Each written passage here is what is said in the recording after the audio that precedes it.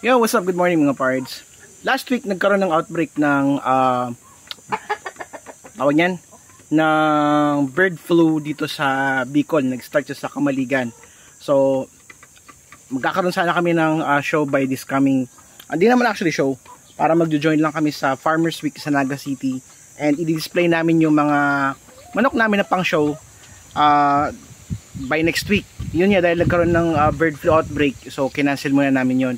Isa sa mga ginagawa natin dito sa manukan is para, alam nyo yun, mapanatili natin na malusog natin mga manok, hindi tayo mapasok ng bird flu, is number 1, araw-araw tayo nag-disinfect sa ating manukan simula nung nagkaroon ng bird flu outbreak. Ito mga parts, sa panahon na mayroong bird flu outbreak, napakahalaga ng pag-disinfect sa inyong mga kulungan at range.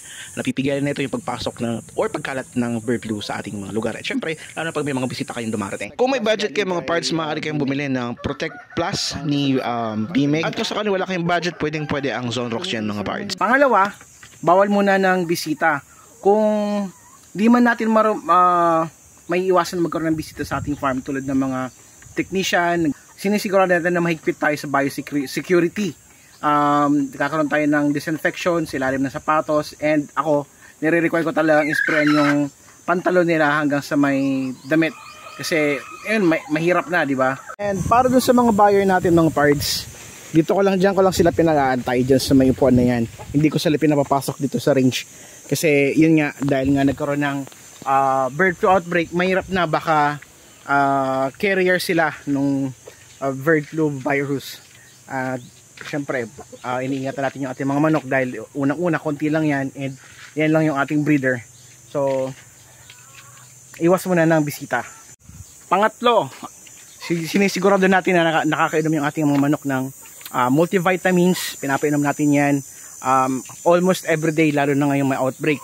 Gamit natin si Vitamin Pro powder and Vitamin Pro 357 para dun sa ating mga breeder ni Battlecock.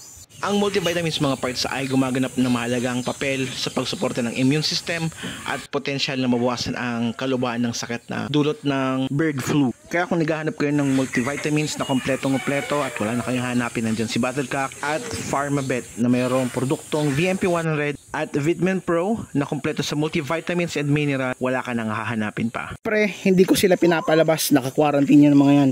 So mahirap na kasi pag nasa labas yan, may possible na lapitan sila ng mga ibon or yung mga, kahit dyan lang sa labas ng net, lapitan sila ng mga galang manok, yung mga native natin dito sa paikot ng ating range. So there's a possibility na carrier din sila ng virus. So ayan, ngayon naka-ECQ, tawag ko dito naka-ECQ, hanggat di pa nakiklear yun, di ko muna sila pinapalabas. Pag kailangan nila ng Madre de Agua, syempre kukuha tayo dyan. Ayan. Ayan. Punong-puno tayo ng Madre de Agua dyan. At kung sakali mga parts na magpakain kayo sa labas ng kulungan o ng range, siguraduhin yung nauubos yung pagkain para di ma-attract yung ibang ibon na pwedeng may dala ng virus sa inyong range or kulungan.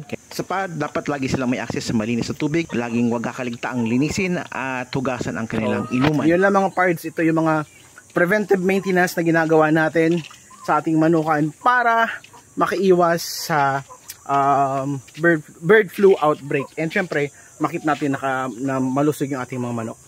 God bless, ride safe, happy farming.